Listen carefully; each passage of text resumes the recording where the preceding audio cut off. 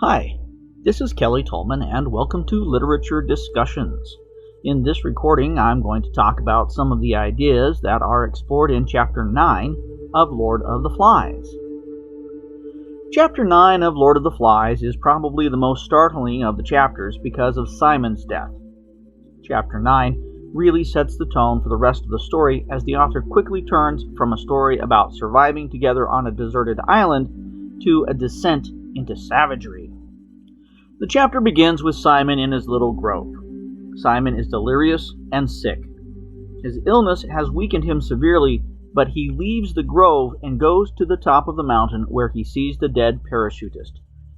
With this discovery, he is determined to get back to the beach to tell the other boys, but in his weakened state, he can only travel slowly. This is another instance where the author is using dramatic irony to increase our suspense.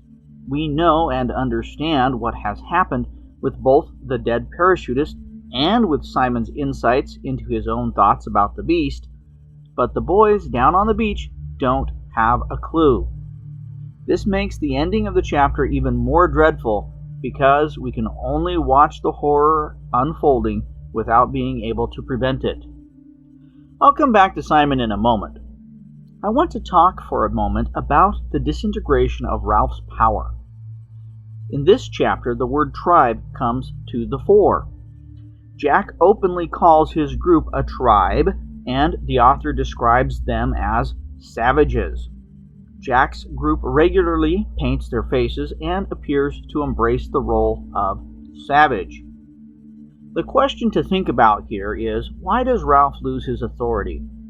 What is it that is attractive to the other boys? Remember that none of them were willing to openly vote against Ralph, but he has lost his power. So, what is the difference between power and authority? What gives Jack power? Who has power in our society? These are some of the questions that the author is exploring in this chapter because he realizes that it takes more than titles, rules, and the appearance of authority for a person or an organization to have power. So, where does Jack get his power? He has not been elected, and nobody has proclaimed him to be chief at this point, but the boys are following him. On the surface, the simple answer appears to be the meat that he is providing. When Ralph disputes Jack's claim, Jack is quick to point out that even Ralph came to the feast because Jack had meat. But if we think about it a moment, we realize that most of the boys were following Jack before he had meat. In leadership studies, there are several theories to describe why people are willing to follow some leaders and unwilling to follow others, but they all agree that true leadership has very little to do with titles, and in fact, some individuals will actively choose to not follow because of a title. There's always a small percent of people who simply don't want to follow any leader because of a sense of discontent with the idea of being told what to do. I think that this question of leadership is one of the key ideas that the author is exploring here in this chapter and throughout the book. There have been many leaders in history, and by modern standards, most of them would be considered inhumane, cruel, or barbaric. Figures like Alexander the Great, Napoleon, Genghis Khan, and others earned their place in history by subjugating nations through slaughter and warfare. Yet for centuries their stories continue to be told and their leadership styles studied and analyzed by experts. Why? Is this part of what the author is experimenting with in Jack's character? I want to take a moment to talk about the word savage. What does it mean to you? Why do you think the author chose to use this word? What is the difference between civilization and savagery? Are you civilized? Do you live in a civilized society? What does that mean? What evidence do you have that you are civilized and your society is civilized? Is it because of low crime, wealth, cleanliness, order? Keep these definitions in mind as we progress through the book. I think that this is key to understanding the author's points because in many ways these definitions simply don't work. If we look at the society that Ralph has managed to create, we can see that it is not safe, not orderly, not clean, and not technologically advanced.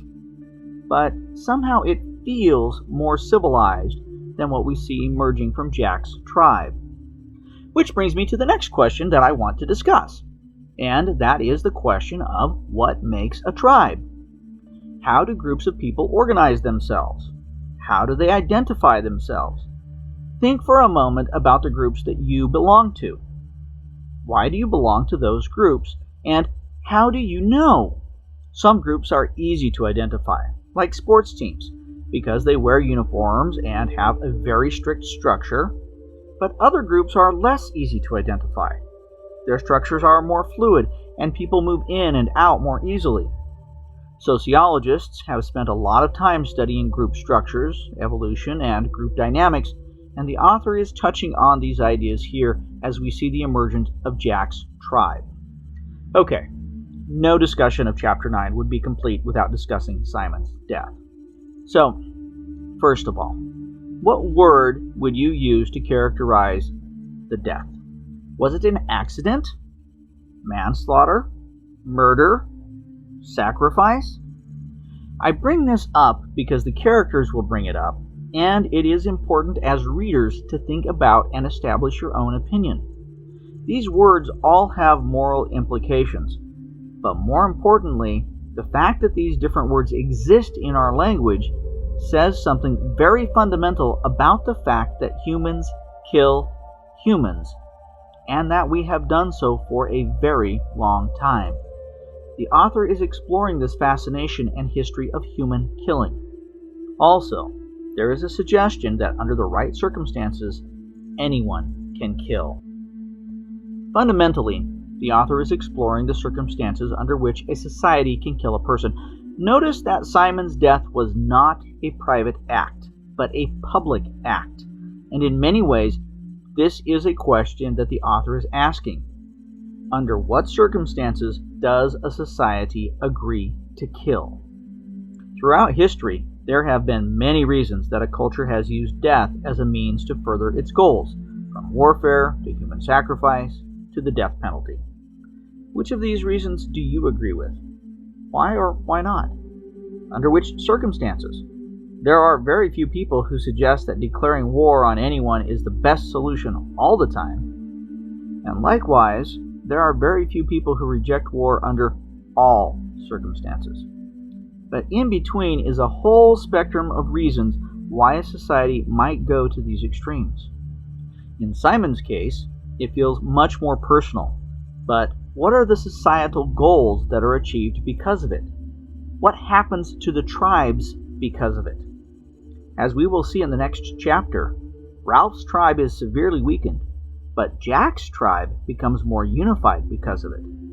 Could this be one of the purposes for killing that the author was exploring? Or is it a symptom rather than a cause? Thank you for tuning in to Literature Discussions with Kelly Tolman, and be sure to check out all of my video and audio content at literaturediscussions.com. Thanks and good reading.